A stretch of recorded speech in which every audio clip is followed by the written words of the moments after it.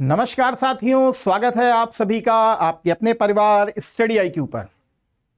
आशा करते हैं आप सभी खुश होंगे, मस्त होंगे, स्वस्थ होंगे और अपनी पढ़ाई को बहुत मजबूती से कर रहे होंगे, क्योंकि हार्ड वर्क का कोई विकल्प नहीं होता है। हार्ड वर्क ही जन्म देता है स्मार्ट वर्क को। तो लगातार हार्ड वर्क करते रहिए और उस स्वप्न को पूरा करने की तरफ आगे बढ़िए जो आपने खुली आंखों से देखा है। चलिए स्टार्ट करते हैं आपके साथ।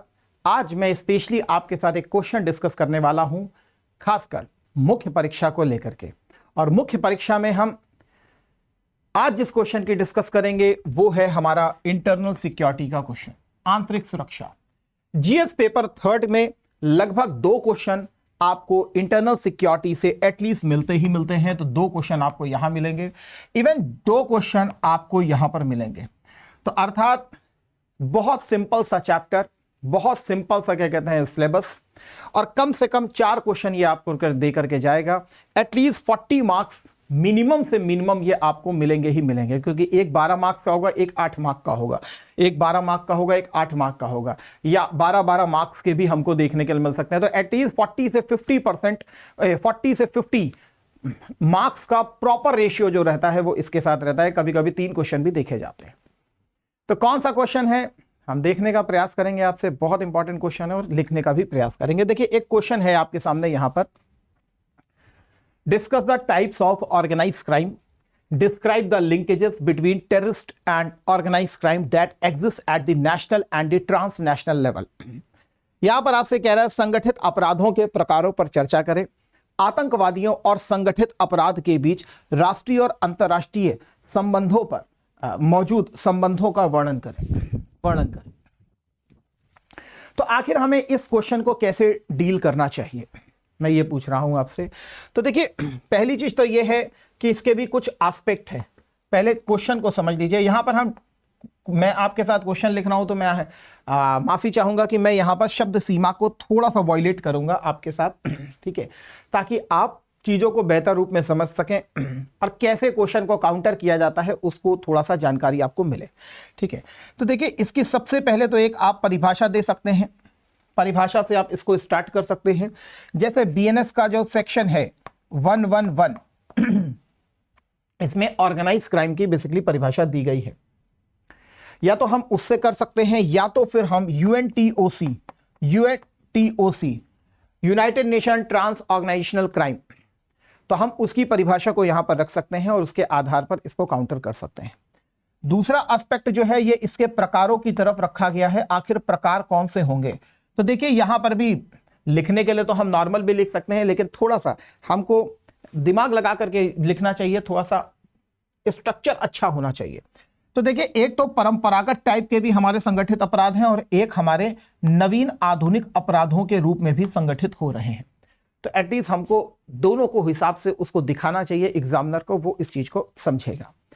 फिर आप यहां पर देखिए कि फिर सीधे क्वेश्चन की डिमांड है कि आतंकवाद और ऑर्गेनाइजेशनल क्राइम ग्रुप, इनमें क्या संबंध है। सबसे बड़ा मेन फोकस इसी के ऊपर ही किया गया है, तो हम इसको भी समझने का प्रयास करेंगे। और सबसे बड़ी बात क्या कह रहा है, वो कह रहा है राष्ट्रीय लेवल पर और अंतर्राष्ट्रीय लेवल पर। तो मैं आपके साथ यहां पर 2 एस्पेक्ट को देखूंगा, अंतर्राष्ट्रीय लेवल पर भी और राष्ट्रीय लेवल पर कैसे ये बन रहा है आपका क्राइम। और फिर यहां पर यह भी मैं बताऊंगा कि आपको कि काउंटर करने के लिए वैश्विक लेवल पर और आपके भारत के लेवल पर किस प्रकार से प्रयास किए जा रहे हैं, समझ रहे हैं। तो आप इसको भी देखने का प्रयास करेंगे, जबकि ये इसका पार्ट है नहीं, लेकिन फिर भी जब आप आंसर लिखें तो मेरे हिसाब से 2-3 पॉइंट आप इसमें भी लिख दें। तो देखिए एक प्रशासनिक अधिकारी से सिर्फ चैलेंजेस की ही डिमांड नहीं की जाती है, बल्कि उसको कैसे काउंटर किया जा रहा है उस पर भी उसके व्यूज रखे जाते हैं।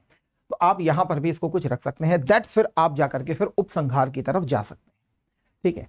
तो बहुत पहले आपको ये डिकोड कर दिया कि आखिर ये क्वेश्चन की डिमांड क्या है। ऐसा ही क्वेश्चन जो है आपके इस बार GS पेपर 3 में भी आया है और GS पेपर 5 में भी आया है। तो चलिए स्टार्ट करते हैं इस क्वेश्चन को और आपके साथ देखने का प्रयास करते हैं। देखिए जब आप बात करते हैं, अच्छा ये जो सेशन है मैं कोशिश करूंगा मैं हिंदी माध्यम में लिखूंगा, अगला सेशन जो है फिर उसमें हम इंग्लिश माध्यम को प्रेफरेंस देंगे, उसमें हम लिख देंगे, ठीक है। लेकिन मैं आपसे यहां पर कहूं कि आखिर संगठित अपराध है क्या, तो आप नॉर्मल सी एक परिभाषा भी डाल सकते हैं कि संगठित अपराध का अर्थ, ये जो परिभाषा मैं लिख रहा हूं ये मैं स्पेशली आपके बीएनएस सेक्शन 1.1 के अकॉर्डिंग लिख रहा हूं, मैं अभी लिख दूंगा। संगठित अपराध का अर्थ है किसी समूह द्वारा या समूह के लिए, किसी समूह द्वारा या समूह के लिए, समूह द्वारा या समूह के लिए। तो एक तो है इसमें टारगेट किया गया है या तो आप समूह द्वारा किया जाए या किसी समूह के लिए आप करें, ठीक है ना, क्योंकि एनआईए एक्ट जो है उसमें भी क्या कहते हैं, किसी एक इंडिविजुअल को भी एज अ टेररिस्ट घोषित किया जा सकता है, ठीक है, के लिए, समूह के लिए, है ना।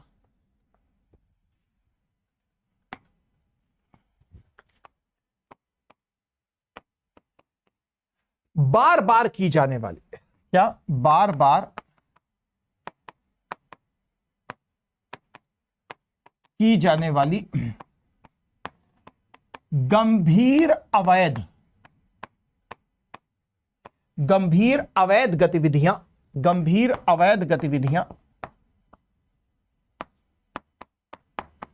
जिसमें धन लाभ प्राप्त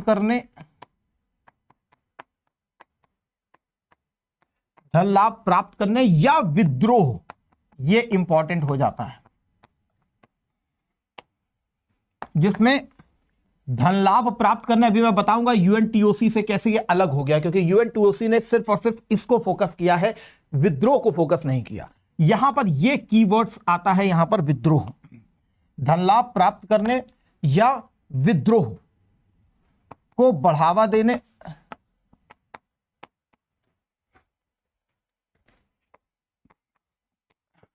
संगठित अपराध का अर्थ है किसी समूह द्वारा बार बार की जाने वाली गंभीर अवैध गतिविधियां जिसमें धन लाभ प्राप्त करने या विद्रोह को बढ़ावा देने के लिए हिंसा, धमकी, बल का भी हो सकता है, या भ्रष्टाचार का प्रयोग किया जाता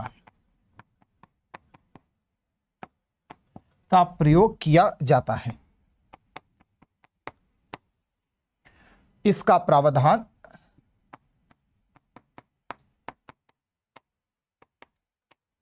बीएनएस मतलब भारतीय न्याय संहिता की धारा 111 में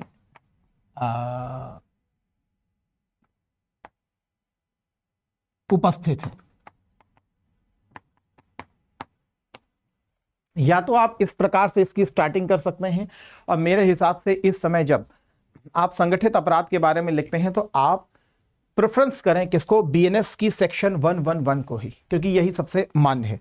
लेकिन आपका मन है कि नहीं हमको सर छोटी परिभाषा लिखनी है, तो बहुत आसानी से आप एक और भी परिभाषा लिख सकते हैं, प्रत्यक्ष या अप्रत्यक्ष रूप से। यह परिभाषा जो है United Nation convention against transnational crime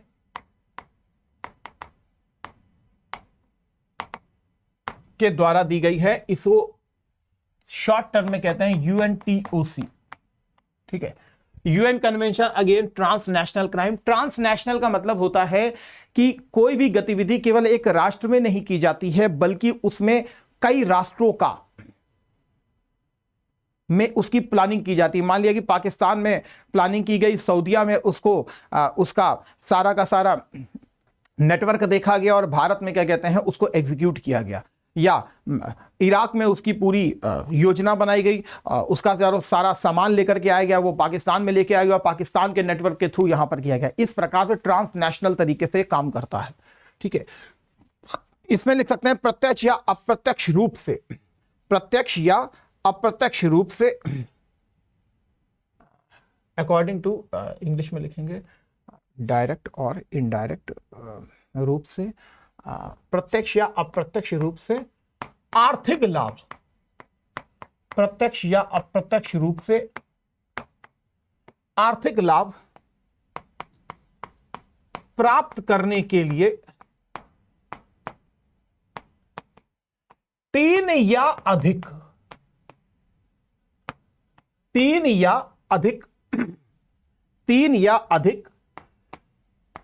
व्यक्तियों के संगठित दल के द्वारा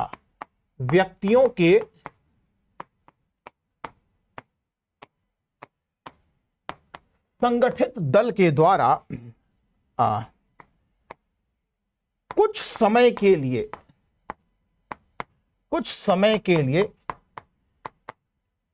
एकजुट होकर गंभीर अपराध की घटना को अंजाम देना,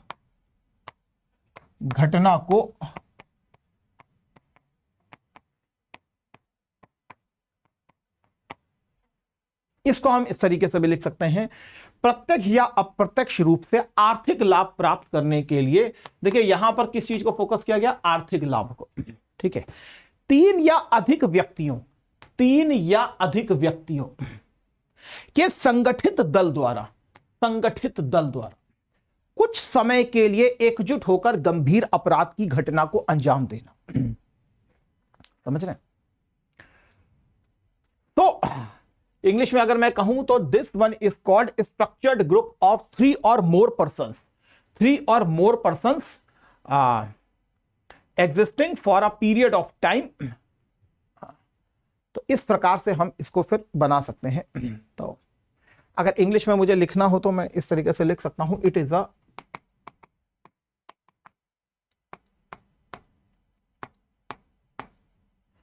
a structured group of 3 or more person existing for a period of time and acting with the aim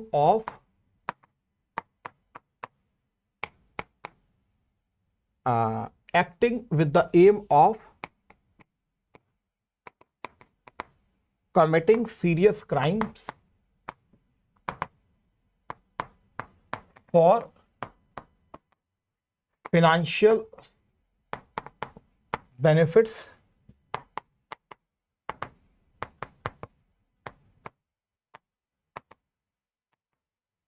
indirectly. ठीक है, तो वही चीज मैं बोल रहा था। हिंदी में अगर देखें तो प्रत्यक्ष अप्रत्यक्ष रूप से आर्थिक लाभ प्राप्त करने के लिए 3 या अधिक व्यक्तियों के संगठित द्वारा कुछ समय के लिए एकजुट होकर गंभीर अपराध की घटना को अंजाम देना। अगर आप यहां देखें तो यहां आर्थिक लाभ को फोकस किया गया है, 3 या अधिक व्यक्तियों के संगठित दल को फोकस किया गया है। लेकिन जब हम बीएनएस सेक्शन की तरफ जाते हैं तो यहां पर आर्थिक लाभ के साथ साथ विद्रोहात्मक गतिविधियों को प्रमोट किया गया है। हमारे यहां विद्रोही समूह मौजूद हैं, चाहे फिर वो नक्सलाइट के रूप में हो, चाहे फिर वो नॉर्थ ईस्ट के रूप में हो, चाहे फिर आप कश्मीर और इधर साइड देखते हैं जो उग्रवादी गतिविधियां रहती हैं वो के रूप में हो। तो यहां पर बीएनएस सेक्शन को बड़ा गंभीरता से बनाया गया। यहां पर किसी समूह द्वारा या किसी समूह के लिए तो एक व्यक्ति भी इसमें शामिल हो सकता है। आपको मालूम है एनआईए एक्ट 2019 जो अमेंडमेंट किया गया था उसके तहत एक व्यक्ति को भी आतंकवादी के रूप में कंसीडर किया जा सकता है। तो ये 2 हैं, आप जिसको भी चाहें आप उसको उस हिसाब से लिख सकते हैं। अब यहां पर पूछ रहा है कि भाई जो हमारा प्रकार क्या है, है ना। तो अब यहां पर आप प्रकारों को डाल सकते हैं। तो एक तो हो गया परंपरागत प्रकार और एक हो गया आपका आधुनिक प्रकार। देखिए परंपरागत प्रकार वो प्रकार हैं जैसे आपका डकैती डाल देना किसी के यहां से, जैसे जुआ खेलना, है ना, जैसे सट्टा खेलना। तो सट्टा अट्टा भी किसमें हुआ करता था? सट्टा जो छोटे लेवल पर खेला जाता है, जिसे हम छोटे लेवल पर जान रहे हैं उसकी हम बात कर रहे हैं। ठीक है, हाँ ठीक है, ओके। तो जुआ खेलना हो गया, डकैती डालना हो गया, सट्टा खेलना हो गया, वेश्यावृत्ति हो गया। वेश्यावृत्ति को आपने लिख लिया, है ना। सैंड माइनिंग हो गया, है ना। सैंड माइनिंग भी आपको इसमें क्या कहते हैं देखने के लिए मिलती है। सैंड माइनिंग को हिंदी में क्या लिखेंगे, मतलब जो खनन। इसके अलावा जयकांत शिकरे जैसे आदमी होंगे तो ब्लैकमेलिंग हो जाएगी, ब्लैकमेल करना, तो वो ब्लैकमेलिंग भी हो जाएगी। लेकिन कुछ आधुनिक प्रकार भी आ रहे हैं। आधुनिक प्रकार क्या है, जैसे डकैती है, तो अब क्या हो रहा है, अब क्रिप्टो जो क्राइम हो रहा है, तो साइबर क्राइम के रूप में आप इसको देख सकते हैं। तो साइबर क्राइम आपको देखने के लिए मिल जाएगा। जैसे कसीनो आपको देखने के लिए मिल जाएगा। पहले हम जुआ खेलते थे, अब हम कसीनो में जाते हैं, तो कसीना रॉयल शॉक हो गया भाई, है ना, तो उसको हम देख सकते हैं। यहां वेश्यावृत्ति चल रही है, तो वेश्यावृत्ति से यहां पर ह्यूमन ट्रैफिकिंग हो जाएगी, मानव तस्करी होने लगेगी, बच्चों की तस्करी होने अब स्टार्ट हो गई है। तो एक ये भी चीजें चल रही है कि मानव तस्करी को हम लोग फोकस कर रहे हैं। इलीगल माइग्रेशन चल रहा है, तो अवैध प्रवासन को भी प्रमोट किया जा रहा है, तो ये भी एक संगठित अपराध के रूप में किया जा रहा है। बांग्लादेश से बेसिकली बांग्लादेशी आ जाते हैं, तो एक संगठित अपराध के रूप में ये सब चीजें हो रही हैं। जैसे जाली मुद्रा है, तो जाली मुद्रा भी आपको इसी में ही काउंट होते हुए दिखाई पड़ेगी। क्रिप्टो करेंसी के जो सारी चीजें चल रही हैं, तो क्रिप्टो जैकिंग जो चलती है, वो भी आपको इसी में ही देखने को मिले। तो ये आधुनिक प्रकार हैं आपके साइबर क्राइम के। स्मर्फिंग है, तो स्मर्फिंग वाला चल जाएगा। हाँ, रैंसमवेयर को फेंका जा रहा है साइबर क्राइम के रूप में, ये तो ये आधुनिक प्रकार के रूप में आपको देखने के लिए मिलेगा। अब यहां पर चलता है आपसे कि भाई तीसरा हमारा पार्ट जो सबसे महत्वपूर्ण था, वो पूछ रहा था रिलेशन क्या है आपका क्या कहते हैं आतंकवाद और ऑर्गेनाइज क्राइम के बीच में क्या रिलेशन है। तो मैं आपको इस रिलेशन के लिए सबसे पहले एक पिक्चर भी दिखा दूंगा, इसको बाद में देखेंगे हम लोग। इसको सबसे नीचे ले जाते हैं, माफी चाहेंगे, इसको नीचे ले लेते हैं। पहले मैं एक रिलेशन आपको दिखा रहा हूं, फिर मैं इसको लिख दूंगा, डोंट वरी। देखिए, सबसे पहले एक चीज समझ लीजिए कि आपके आसपास अगर कोई खराब इलाका है, ठीक है ना, तो वो खराब इलाका केवल वहां के लोगों से नहीं बना है, समझ रहे हैं, वो खराब इलाके में प्रशासन का भी एक योगदान आया है। कैसे आया है, क्योंकि नहीं तो आप समझ सकते हैं कि अगर कोई गलत जहां हरकत हो रही है उसको प्रशासन दबा नहीं सकता, वो दबा सकता है, समझ रहे हैं, वो दबा सकते हैं। वैसे ही आप इस चीज को समझने का प्रयास कीजिए। जिस भारत को आप देख रहे हैं, तो ये है हमारा प्यारा भारत, ठीक है।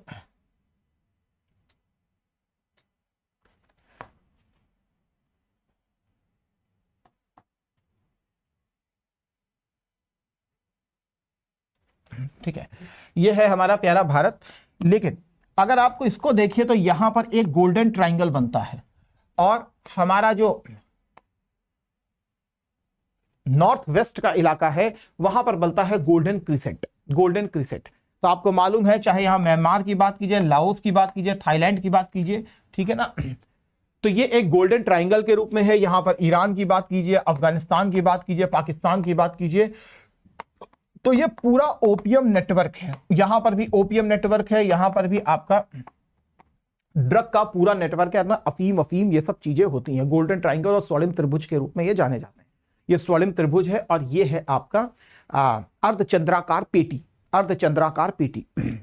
तो भारत इनके बीच में स्थित है। लेकिन मेरे भाई एक बात खुद सोचो, इसमें पूछा रिलेशन क्या है। देखिए, रिलेशन ऐसा तो नहीं कि एकदम से बन जाता है, एकदम से तो नहीं बनता है, समझ रहे हैं। लेकिन अगर आप खुद देखिए तो ये समान रूट है कि नहीं है, ये समान मार्ग है, इधर ही से सारी चीजें आएंगी या इधर से यहां सारी खेपें पहुंचाई जाएंगी। आप सुनते हैं कि भाई ड्रोन के माध्यम से बहुत सारी ड्रग भेज दी गई, ये सारी चीजें आप सुनते ही रहते हैं। तो यहां से ड्रग लेकर के आने वाले तो हैं ही लोग, वैसे ही यहां से भी पहुंचाई जाती हैं चीजें, है ना।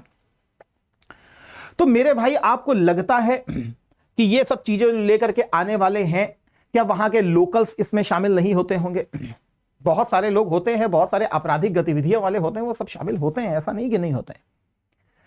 लेकिन क्या ये कोई छोटा मोटा धंधा है? ये तो करोड़ों अरबों का खेल है भाई। हाँ, तो यहां पर नेक्सस बनना स्टार्ट हो जाते हैं। अगर मैं विद्यालय जाता हूं तो फिर उस विद्यालय जाने के क्रम में टीचर मेरे दोस्त बनेंगे। अगर मैं पुलिस के ऑफिस जाता हूं तो पुलिस वाले फिर दोस्त बनेंगे, मतलब ऑफिस की वो बात होगी ना। तो वैसे ही अगर आप यहां पर देखें तो यहां पर भी इस रूट को प्रॉपर यूज किया जाता है। जैसे यहां पर आप देख रहे हैं, तो सबसे पहले चाहे ड्रग ट्रैफिकर हो, चाहे टेररिस्ट वाले हों, चाहे मानव तस्करी वाले हों, सब अलग अलग ही होते हैं, सब अलग अलग ही होते हैं। लेकिन जब व्यापार करना है, धंधा करना है, तो फिर धीरे धीरे ये रिलेशन यहां से बनना स्टार्ट होता है। ये कैसे बनना स्टार्ट होता है कि देखिए, ड्रग रग की तस्करी अस्करी जो बिजनेस पर्सन होगा वही करवाएगा, उसी के पास आएगी, वही इधर उधर सप्लाई करवाएगा। इसके अलावा बहुत सारे जो ग्रुप होंगे वही टारगेट करेंगे किसको, स्कूलों को या पब को या कसीनो को, वहां पर ड्रग रग पहुंचाई जाएगी। यहां पर ह्यूमन ट्रेड है, तो ह्यूमन ट्रेड भी इसी प्रकार से किया जाता है ना। वैसे ही टेरर है, तो टेरर क्या करेगा इस चीज में, टेरर जो है वो देखिए एक ट्राइंगल है ये अपने आप में। ये ट्राइंगल जैसे गर्व मूवी को देखिए तो आपको दिखाई दिएगा, यहां पर एक तरफ हमारे कुछ गलत नेता लोग भी होते हैं, सफेद पोश, हमारे कुछ भ्रष्ट प्रशासनिक अधिकारी भी होते हैं, और यहां पर कुछ टेरर वर्ग भी होता है, नेता भी होते हैं, बिजनेस पर्सन भी होता है, समझ रहे हैं ना, ये लोग भी होते हैं। तो अब ये तो सफेद पोश हैं, तो इनको तो दिक्कत वाली बात है नहीं, ठीक है। लेकिन कल को इनका कोई पर्दाफाश करने के लिए आ गया फिर, तो पर्दाफाश करने के लिए फिर ये लोग को संपर्क करके निपटवा दिया जाता है, निपटा दो, समझ रहे हो। तो ये एक दूसरे को सपोर्ट करते हुए दिखाई देते हैं, ये आर्थिक लाभ के लिए सपोर्ट दिखाई देते हैं। इनको क्या चाहिए होता है, प्रोटेक्शन भी चाहिए होता है बहुतों को। आप टेरर को भी रख सकते हैं, आप विद्रोही समूहों को भी लिख सकते हैं, वो भी आ सकते हैं। ऐसे ही प्रशासनिक है, तो प्रशासन जो है वो भी क्या कहते हैं, सपोर्ट और सपोर्ट का काम करता है। बहुत सारे ऐसे भी हमारे प्रशासनिक अधिकारी होते हैं जो ईमानदार बहुत ज्यादा होते हैं, तो आपको समझ में आता है कि बहुत से मार भी दिए जाते हैं। जैसे आपको मालूम होना चाहिए, महाराष्ट्र में बेसिकली एडीएम सर जो थे उनको मार दिया गया था ऑयल माफियाओं के द्वारा।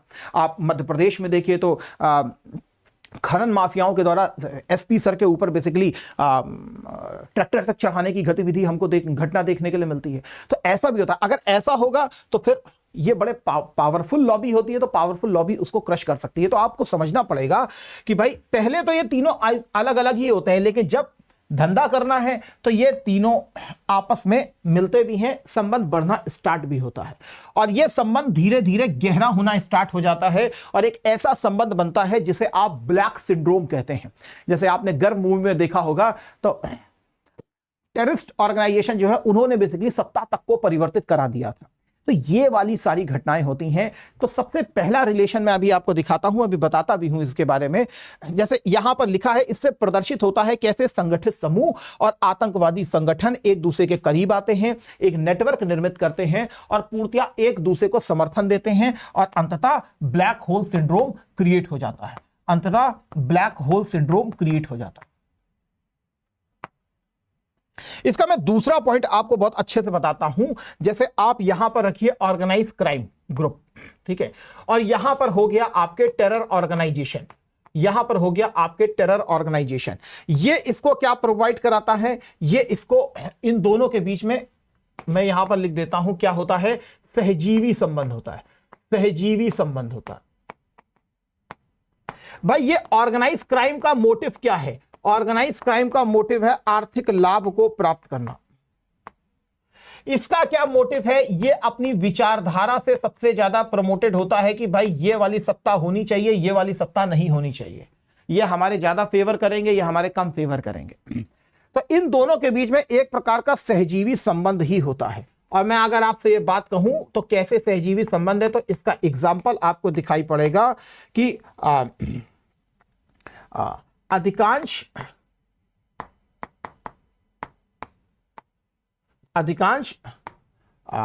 आतंकवादी समूह संगठित अपराध की गतिविधियों में शामिल हैं।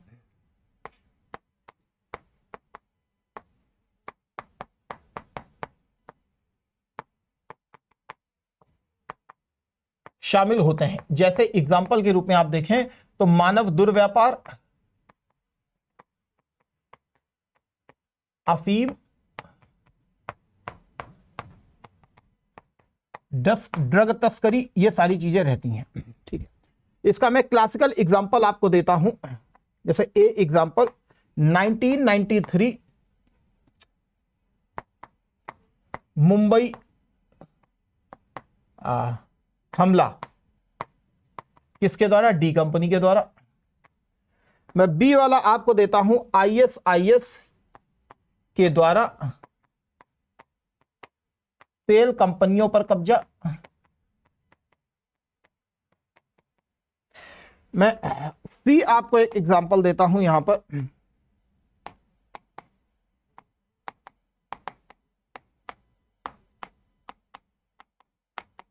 अफीम व्यापार।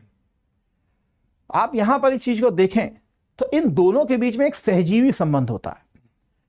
ये आर्थिक लाभ कमाने के उद्देश्य से आते हैं, ये अपनी विचारधारा से ज्यादा ड्रिवन होते हैं, जबकि देखा जाए तो अधिकांश टेरर ग्रुप जो है वो इसमें शामिल होते ही होते हैं। नहीं तो ये अफीम कैसे खेप के रूप में हमारे यहां आ जाएगी, समझ रहे हैं इस चीज को। तो 1993 का मुंबई हमला हुआ तो कहीं पर बंदूक मिली हमको, बहुत सारे लोग उसमें फंसे। तो ये ऑर्गेनाइज नेटवर्क का एक पार्ट था ना, ये सारा गेम नेटवर्क में किया गया था ना, नेटवर्क के थ्रू ही तो सारी चीजें हुई थी। तो इनमें सहजीवी संबंध होता है, बाद में पैसा पहुंच जाएगा, पैसा पहुंच जाएगा। अगर उसको कोई टारगेट करेगा उनके आदमियों को, तो बट ऑब्वियस है कि वो उसको मार भी सकते हैं, तो उनके खिलाफ कोई मुंह भी नहीं खोल सकता है ना। तो ये सारी चीजें रहती है। अब अगर मैं यही आपसे बात करूं ग्लोबल लेवल पर, ग्लोबल लेवल पर कैसे इनके बीच में रिलेशन है, तो मैं आपसे कह दूंगा कि जो आतंकी वित्तीयन, सबसे बड़ी चीज क्या है, आतंकी वित्तीयन का जो स्रोत है वो क्या है, ऑर्गेनाइज क्राइम। जैसे मैं एग्जांपल के रूप में आपको बताऊं तो अफगान तालिबान अफीम व्यापार, तो ये इनका सबसे बड़ा आतंकी वित्तीयन का सबसे बड़ा स्रोत है। या तो आप इसको ये भी कह सकते हो, चाहे ये लिख दो चाहे फिर ये लिख दो, नार्को आतंकवाद। जैसे इसका मैं एग्जांपल आपको दूं तो ड्रग तस्करी, ड्रग तस्करी, और इस ड्रग तस्करी में अगर आप देखें तो हिजबुल्लाह का नाम बहुत फेमस है। आपको मालूम है लेबनान ग्रुप में आपको देखने के लिए मिल जाएगा हिजबुल्लाह का ग्रुप। वैसे ही लश्कर के ग्रुप को आप देख सकते हो, लश्कर के ग्रुप को आप देख सकते हो। तो लश्कर जो है भारत में क्या कहते हैं, स्पेशली उत्तर भारत में, खासकर पंजाब के क्षेत्र को देखिए तो वहां पर बेसिकली इस प्रकार के एक्टिविटीज को बढ़ावा देता है। तीसरा हम देखते हैं वित्तीयन थ्रू मनी लॉन्ड्रिंग को हिंदी में क्या कहते हैं, मनी लॉन्ड्रिंग, धन शोधन, धन शोधन के माध्यम से, धन शोधन द्वारा वित्तीयन, धन शोधन के द्वारा बहुत सारा वित्तीयन किया जाता है। अब ये धन शोधन क्या होता है, अवैध धन को वैध धन प्रवाह के रूप में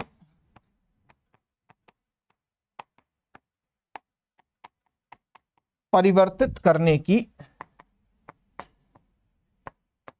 प्रक्रिया। अब ये कैसे की जाती है, उदाहरण के रूप में आप लिख सकते हैं, जैसे शेल कंपनी यहां है,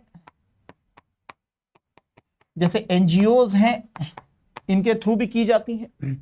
बहुत सारे एनजीओज होते हैं जो बेसिकली आपके विकास को रोकने के लिए ही जन्म लेते हैं, तो वो सारे भी काम करवाए जाते हैं। तो इनके थ्रू भी क्या कहते हैं, वित्तीयन का स्रोत बनता है। तो ये भी होता है। बहुत सारी शेल कंपनियां होती हैं, बहुत शेयर मार्केट में अगर आप देखें तो शेयर मार्केट में आतंकियों का बहुत बड़ा पैसा लगता है। आपको मालूम है पी नोट्स, ई नोट्स, इसमें जानकारी उपलब्ध नहीं कराई जाती है ना। वैसे ही चौथा एक पॉइंट और भी मैं बता सकता हूं आपको कि मानव तस्करी के व आतंकवाद, इनके बीच इसको भी प्रमोट किया जाता है। जैसे मैं आपको यहां पर बताऊं तो स्पेशली आईएसआईएस व बोको हराम, दोनों संगठन ऐसे हैं जो महिलाओं और बच्चों की फौज को बेसिकली प्रिपेयर कर रहे हैं। बोको हराम के द्वारा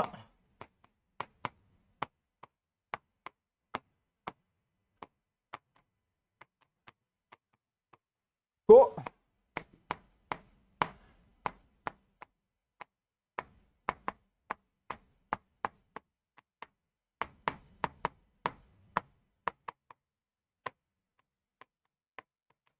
शामिल करना। इसके अलावा यहां पे लिख सकता हूं मानव बम के रूप में। तो इसके थ्रू भी बेसिकली ऑर्गेनाइज क्राइम वाले ये सारा काम कर रहे हैं और टेररिज्म के बीच में कर रहे हैं। तो मानव तस्करी भी होती है, इस प्रकार से भी उसको प्रमोट करते हैं। इवन भारत में अगर हम देखें तो इधर रोहिंग्या का इशू हुआ था, रोहिंग्या का इशू हुआ था। तो इसमें भी लिख सकते हैं कि Rohingya crisis raise concern about their network with the terrorist. ठीक है, तो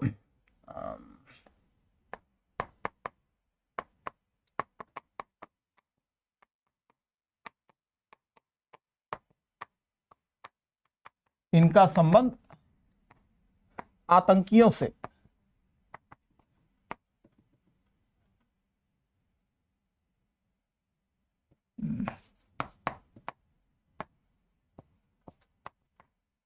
तो इस प्रकार से अगर आप इंटरनेशनल लेवल पर देखेंगे तो इंटरनेशनल लेवल पर टेररिज्म और ऑर्गेनाइज क्राइम ग्रुप में संबंध शामिल होता है।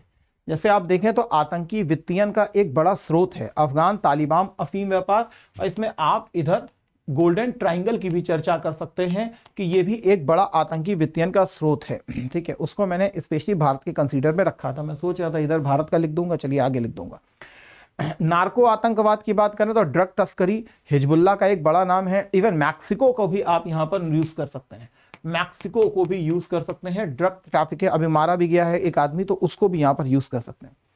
धन शोधन वित्तीयन, ताकि बाईपास किया जा सके चैनल को, और ये अवैध धन मनी लॉन्ड्रिंग के थ्रू किया जाता है। धन शोधन का मतलब मनी लॉन्ड्रिंग होती है, हवाला वाला जैसे कारोबार से भी ये पैसा ऐसा इस प्रकार से बनाने का प्रयास करते हैं ये लोग। ठीक है, ये सारी कंपनियां इनकी ही हैं। अच्छा, अब आप कहेंगे सर इससे क्या हो जाएगा? भैया इससे पैरेलल इकॉनमी आपकी क्रिएट हो सकती है, पूरे के पूरे इकॉनमी को कोलैप्स कर सकती है, ये समझ रहे हैं। तो इस हिसाब से अगर आप देखें तो ग्लोबल लेवल पर ऑर्गेनाइज क्राइम ग्रुप और टेररिज्म के बीच में रिलेशंस होते हैं। कैसे?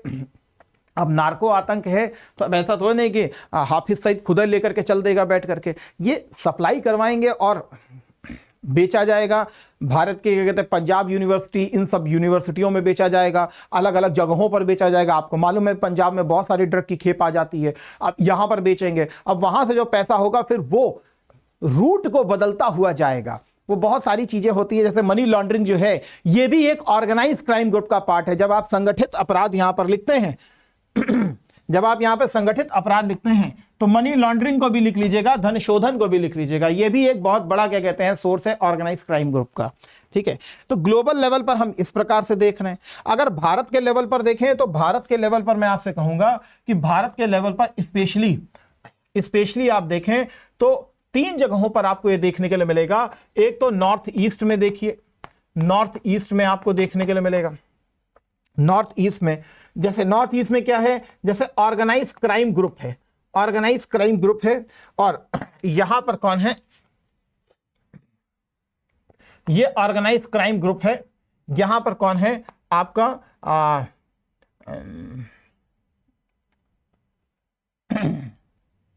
इंसर्जेंट ग्रुप, इंसर्जेंट ग्रुप, विद्रोही उग्रवादी विद्रोही समूह। और यहां पर कौन है? यहां पर संगठित आपराधिक समूह है, संगठित आपराधिक समूह है। ठीक है, अब समझने का प्रयास कीजिए संगठित अपराधी समूह कौन है। संगठित अपराधी में प्रशासन भी होता है, संगठित अपराधी में सफेद पोश नेताजी भी हैं, संगठित अपराधी में लोकल लीडर्स भी हैं, ये सब उसमें शामिल है। लेकिन अब ये इनका मेन ऑब्जेक्ट क्या है? आर्थिक लाभ। इनका मेन ऑब्जेक्ट क्या है? एक तो पैरेलल इकॉनमी को क्रिएट करना, इकॉनमी को खराब करना। दूसरा, अपने हथियारों की सप्लाई को पूरी तरीके से मजबूत बनाना ताकि अपना वर्चस्व स्थापित कर सकें। वहां पर वर्चस्व स्थापित होगा तो ये जितने भी क्राइम हो रहे हैं ये इन्हीं की शरण में होंगे, समझ रहे हो, इनकी शरण में होंगे। तो कोई इनका विद्रोह नहीं कर सकता, अर्थात इन लोगों का भी विद्रोह नहीं कर सकता। यहां जो बिजनेस पर्सन बैठा है उसका विद्रोह नहीं कर सकता है। तो इस प्रकार से आप समझने का प्रयास कीजिए कि अगर इनको कोई थ्रेट पहुंचाएगा तो ये उसको निपटा देंगे, तो ऑटोमेटिकली ये दोनों के लिए विन विन सिचुएशन है। इनके लिए विचारधारात्मक ग्रुप हो जाएंगे ये, और इनके लिए क्या है, इस प्रकार से ये एक्टिविटी कर सकते हैं। ठीक है, तो ये इनको क्या देंगे, अब एक प्रकार से पैसा भी प्रोवाइड कराएंगे, प्लस हथियारों की सप्लाई है, ये सब चीजें प्रोवाइड कराएंगे। ये इनको क्या देंगे, ये इनको सुरक्षा देंगे। ये इनको क्या देंगे, ये इनको सुरक्षा देंगे।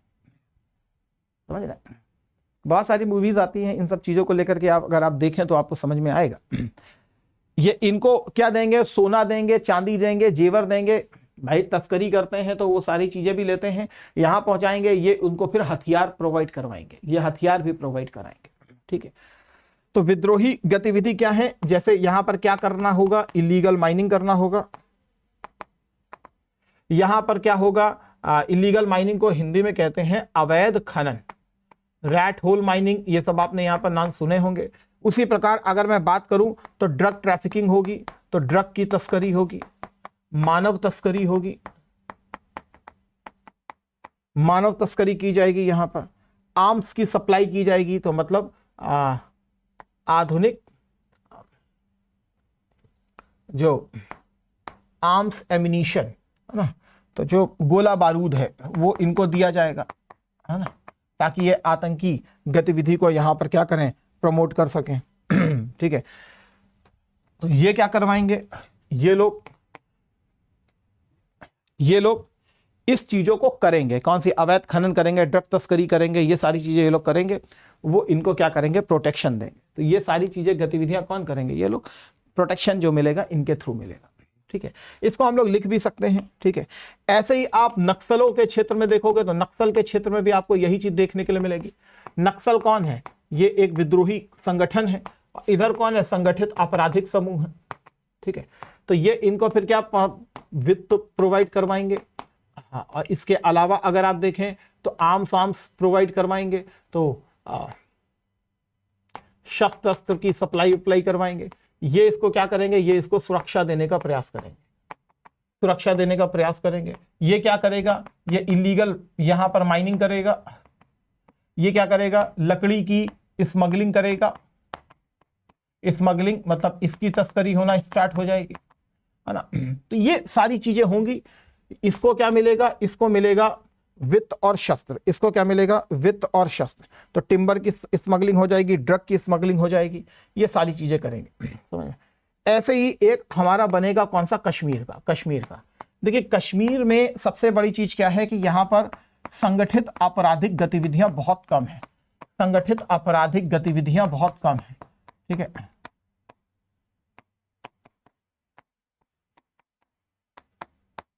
यहां पर राज्य आधारित आतंकवाद को प्रमोट किया जाता है, राज्य आधारित आतंकवाद को प्रमोट किया जाता है।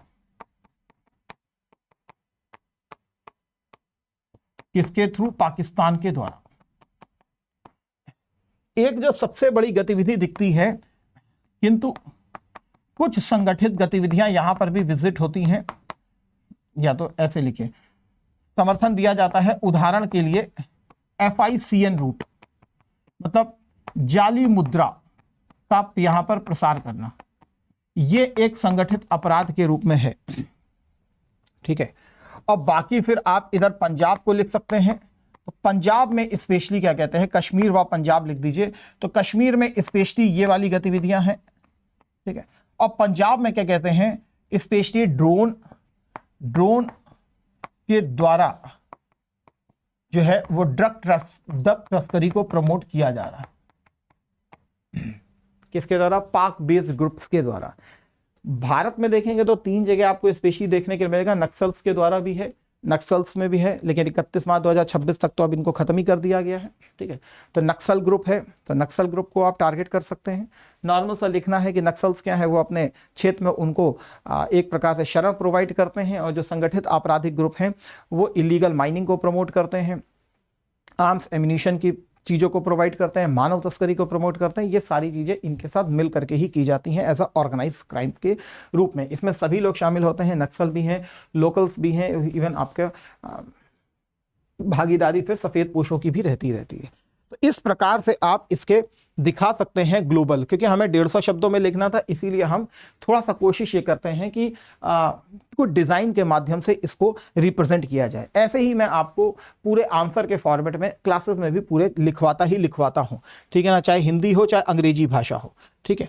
अब मैं इसको यही कहूं कि भाई इसको काउंटर करने के लिए हम क्या कर रहे हैं। अब ये चीज़ तो हमने समझ ली कि भाई ये चीज़ें हो रही हैं, लेकिन अब इसको काउंटर करने के लिए हम क्या कर रहे हैं, हमको ये भी समझना पड़ेगा। तो चलिए एक ही एक तरफ लिख लेते हैं, ठीक है। काउंटर करने के लिए देखिए दो तरीके से हम काम कर रहे हैं इसमें।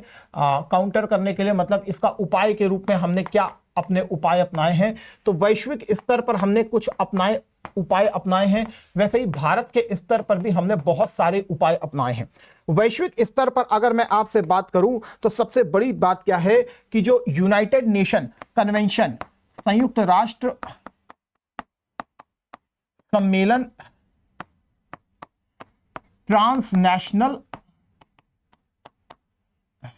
United Nation convention on UNTOC है ना, United Nation convention on transnational organise crime, ठीक है, संयुक्त राष्ट्र सम्मेलन ट्रांसनेशनल संगठित समूह, जो UNTOC जरूर लिख दीजिए, ठीक है ना। तो भारत जो है इसका क्या है, हस्ताक्षर करता है, भारत इसका हस्ताक्षर करता है, एक ये नाम लिख सकते हैं। दूसरा हम ये भी लिख सकते हैं यूनाइटेड नेशन जनरल असेंबली, संयुक्त राष्ट्र सामान्य सभा जो है उसका एक आर्टिकल है, वो है सेक्शन 5525। इसका नाम हमको याद रखना चाहिए। यहां पर हम लिख सकते हैं कि ये जो है आपका ट्रांसनेशनल क्राइम से जुड़ता है, ट्रांसनेशनल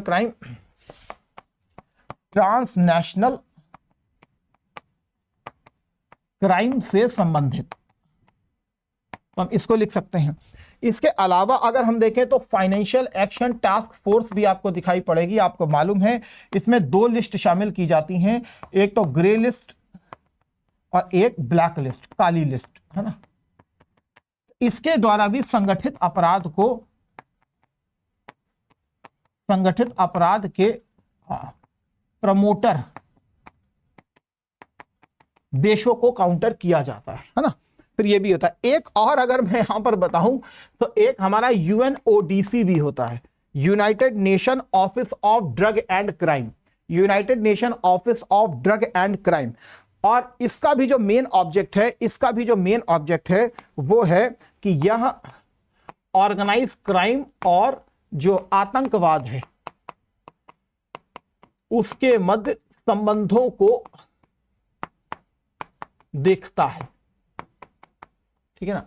तो अब यहां पर हमारे पास चार हैं, हम दो को लिख लेंगे। एक संयुक्त राष्ट्र महासभा 55/25 को हम लिख सकते हैं, FATF बहुत याद रहता है। UNODC को लिख सकते हैं कि यह आतंकवाद और संगठित अपराध समूहों के बीच क्या संबंध है उसको टारगेट करता है। जब हम भारत की बात करते हैं तो आपको मालूम है कि भारत सरकार ने एक तो UAPA का एक्ट लगाया हुआ है 2019 वाला, है ना, UAPA एक्ट लगा हुआ है आपका 2019 का। इसी प्रकार NIA एक्ट लगा हुआ है, ये 2008 का है, यथा संशोधित 2019, तो इसको लिख सकते हैं हम, तो इसको यहां पर वर्णित कर सकते हैं। इसके अलावा अगर मैं बात करूं तो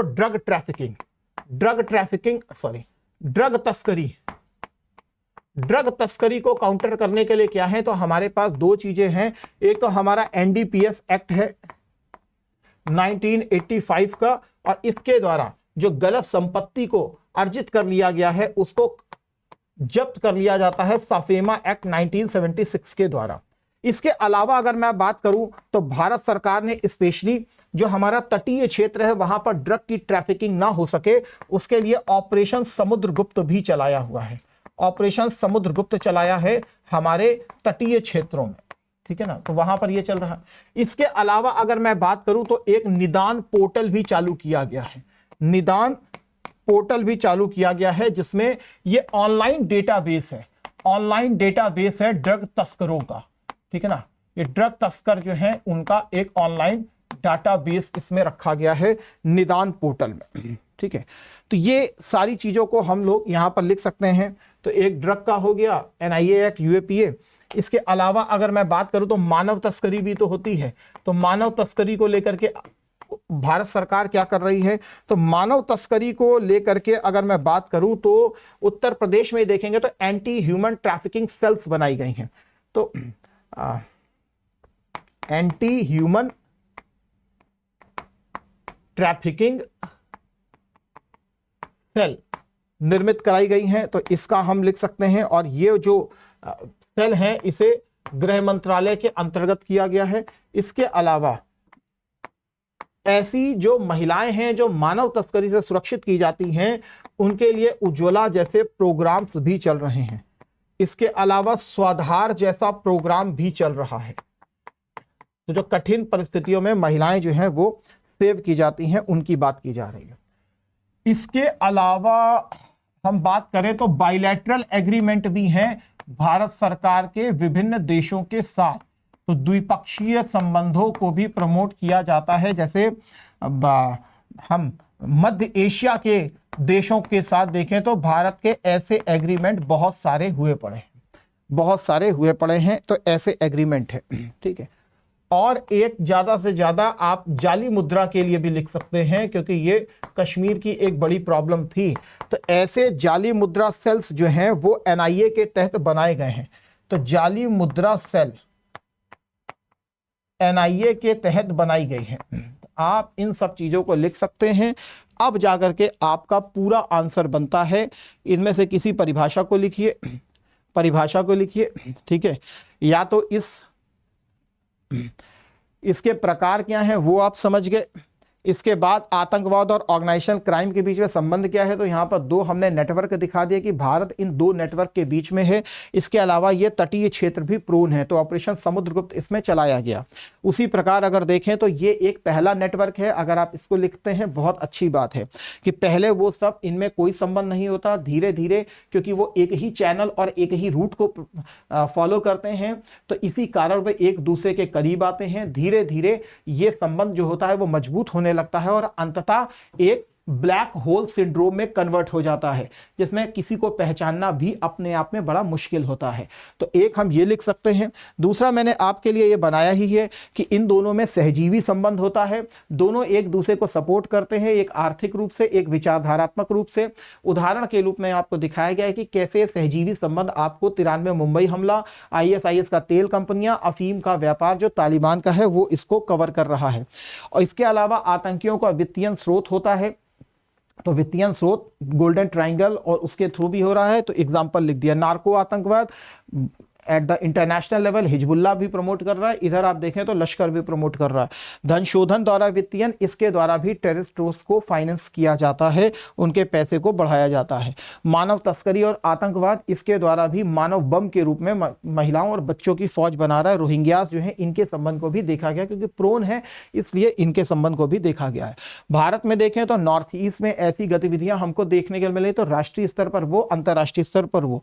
नक्सल में भी वही चीज है और कश्मीर और पंजाब में भी आपको ये नेटवर्क प्रॉपर देखने के लिए मिलता है। पंजाब में स्पेशली क्या कहते हैं, ड्रोन के द्वारा ड्रग तस्करी, इन सबको प्रमोट किया गया है। फाइनली यहां पर आपके साथ उपाय के रूप में वैश्विक स्तर पर आप देखें तो UNGA का काउंसिल, UNGA है, FATF है और UNODC इसको प्रमोट कर रहे हैं। भारत के स्तर पर देखें तो UAPA का एक्ट है, NIA का एक्ट है, ड्रग तस्करी को लेकर NDPS act, SAFEMA act, operation Samudragupt. इसके अलावा आप देखें तो यहाँ निदान पोर्टल, ये सारे आपको दिख रहे हैं। इसके अलावा मानव तस्करी को आप समझ रहे हो, एंटी ह्यूमन, उज्ज्वला स्वाधार प्रोग्राम, जाली मुद्रा, बायलैटरल एग्रीमेंट। फाइनली ला करके फिर आप अपना कंक्लूजन लिख सकते हैं। इस प्रकार इस नेटवर्क को तोड़ना न केवल किसी देश की संप्रभुता के लिए जरूरी है, अपितु आर्थिक संप्रभुता, राजनीतिक संप्रभुता के साथ ही राष्ट्रीय अस्तित्व के लिए भी अति आवश्यक है, क्योंकि ऐसे तत्व जो हैं वो कहीं ना कहीं किसी भी देश को न केवल आर्थिक रूप से हानि पहुंचाते हैं, अपितु समग्र रूप से उस देश के पतन को निर्धारित कर देते हैं। इस प्रकार से ले जाकर के फिर हम इसके कंक्लूजन को यहाँ पर लिख सकते हैं। तो अब जाकर के पूरा आंसर आपका होता है। आप यहाँ पर देख सकते हैं क्वेश्चन आपसे पूछा था उसने, हमने अपराधों की प्रकार भी चर्चा कर ली, इनके बीच में संबंध राष्ट्रीय स्तर पर कैसा है, तो नक्सल और टेररिस्ट, नॉर्थ ईस्ट और कश्मीर पंजाब अंतर्राष्ट्रीय स्तर पर कैसा संबंध है, ये आपको समझ गए होंगे। तो बहुत आसानी से हम इसको लिख सकते थे और आपको भी ऐसा लिखने में कोई परेशानी नहीं हुई होगी। इसकी जो भी पीडीएफ है वो आप सभी जानते हैं कि मैं अपने टेलीग्राम चैनल पर आपको शेयर कर देता हूँ। आपसे विनम्र अनुरोध है अवश्य ज्वाइन करें। किसी भी प्रकार से आपको, क्योंकि मैं यहाँ पर आपके साथ स्पेशली इतिहास विषय, इंटरनल सिक्योरिटी और पेपर 5 के हिसाब से जुड़ता हूँ, इसी प्रकार से मैं सारे आंसर्स आपको लिखवाता हूँ अपने ही क्लास में बोल करके। कभी भी आपको कोई समस्या आती है तो ये मेरा व्हाट्सअप नंबर है, तो आप मुझे इस पर भी कनेक्ट कर सकते हैं। किसी भी प्रकार की आपको जानकारी चाहिए हो, लिखने में प्रॉब्लम हो, ऐसी कोई प्रॉब्लम नहीं आती है। जब अभी नहीं आई तो अब आगे भी नहीं आएगी।